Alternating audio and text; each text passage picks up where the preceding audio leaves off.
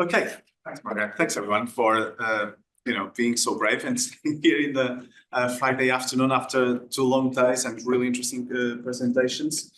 So Jude and I thought it would be good to share some of these things with you. I don't want to feel frustrated because we are not sharing the results of the study we conducted. It might feel a bit bizarre, but this was an academic evaluation for domestic consumption.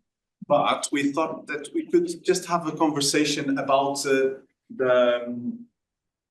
lessons learned through the process.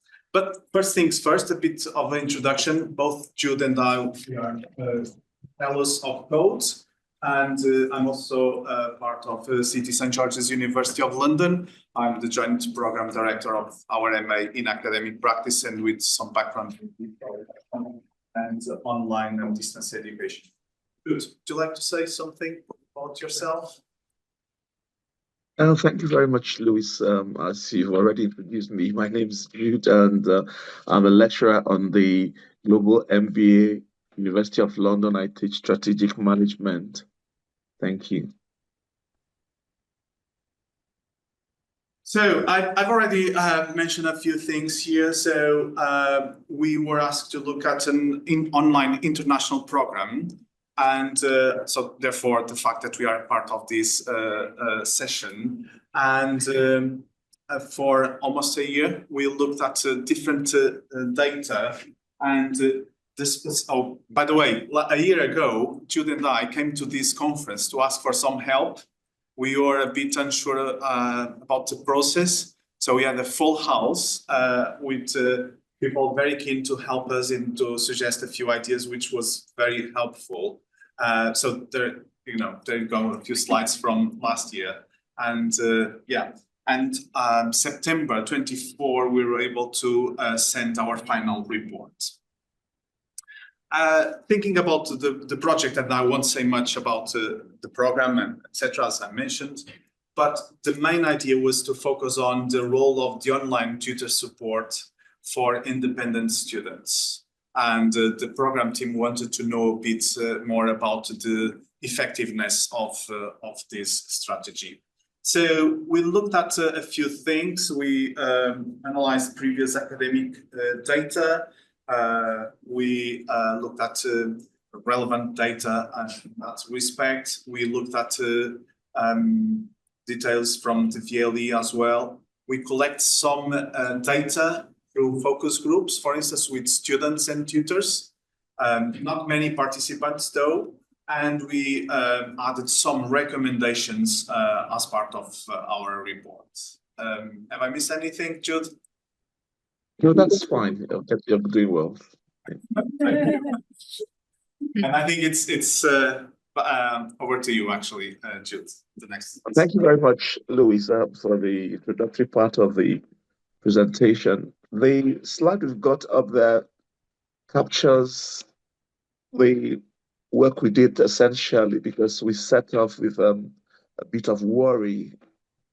If you go out there, what you have predominantly in literature has to do with education, evaluation of educational institutions.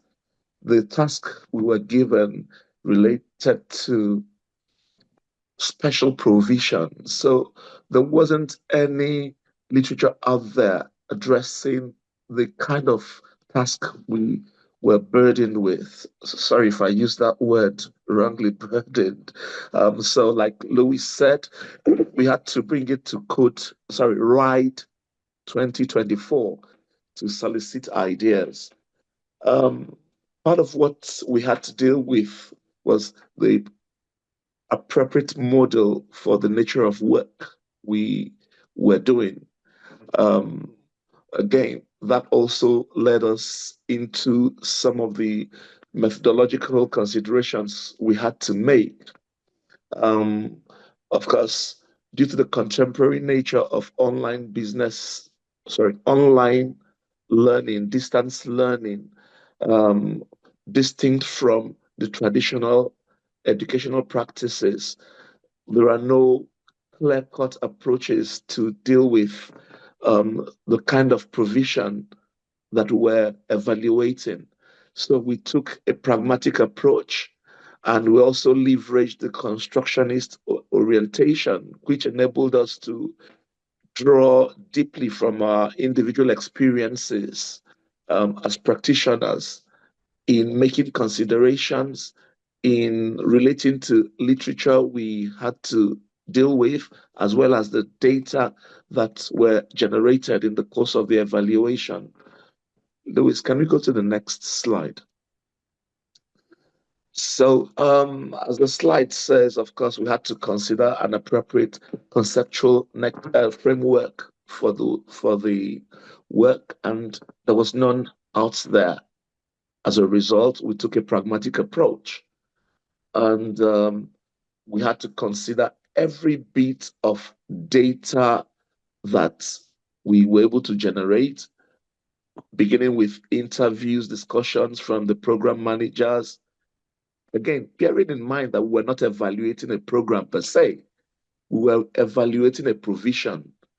So every bit of information, as it is said, everything became data. Discussions with the program managers, information about the program, details of the provision. We had, there were focus groups with the learners, everything we put to use. And again, we drew, as I said in the earlier slide, we drew heavily from our experiences to proceed with our work. Louis, thank you very much. It's important I reiterate what the point Louis made earlier. We haven't got our recommendations to present because of the data protection element of our work, but at the same time, we are trying to reflect on what we did, um, think aloud, what we did, what we had to do, considerations we had to make. Perhaps the audience, will look at what we've done to say, oh, this may be, these are ways we could have done things differently. So in terms of, Louis, I think we're going to the next and the next slide.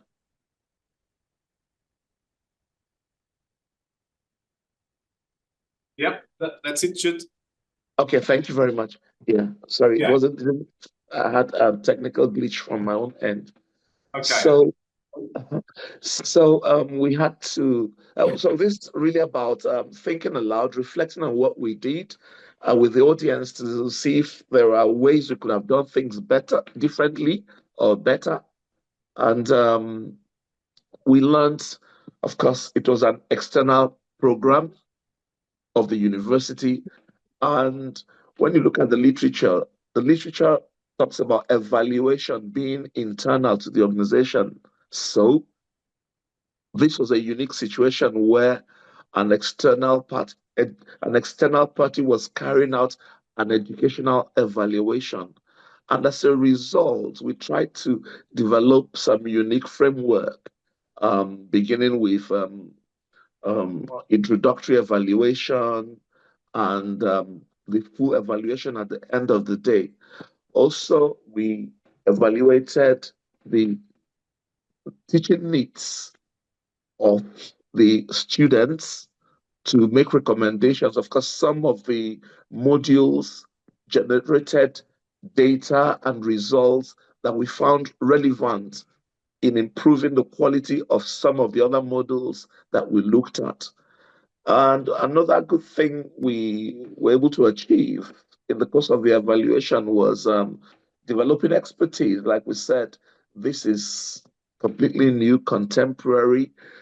There are no established ways of carrying out this kind of evaluation, but we were able to do this and document our experiences, which we hope that with subsequent experiences, with subsequent opportunities, we will improve the quality of work we do. Thank you very much. Okay, Jude. Thank you.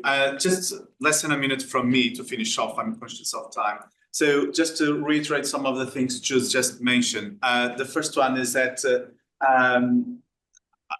for me, it was something new to have someone external to the program to come along and to work collaboratively. So what we tend to see is someone within the team to run some research, So, and then the way the team received us, it was really in a very joint way, and we were clearly sort of critical friends with a fresh pair of eyes.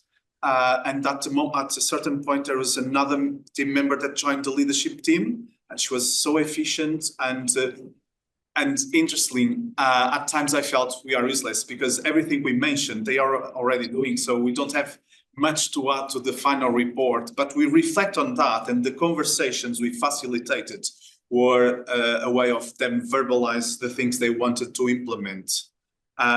So in that sense, it was a very interesting dynamics. And as Jude was saying, and he's very keen on this aspect, I think it's a very valid point. When we are involved with research projects or any sort of projects, at times the ones that benefit the most are the people involved in the team, the research team.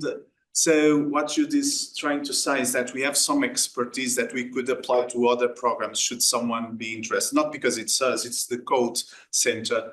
So it's the result of his encouragement is the fact that we are presenting here today. And one final aspect is that we have different experiences, Jude and I, and as he said, we brought our own expertise and doubts and questions. I think we complemented each other, and also with the help of a student code fellow as well, which was really important. So it's really the end of our presentation. Just to say thank you to Code for the opportunity, to the program team, absolutely amazing team, and to Darlene Shu, the student fellow, who helped us with the project. And just a couple of references. We didn't want to bombard you with a full list of references for the literature review. So I think that's it, Jude, unless you have anything else to say. I think we come to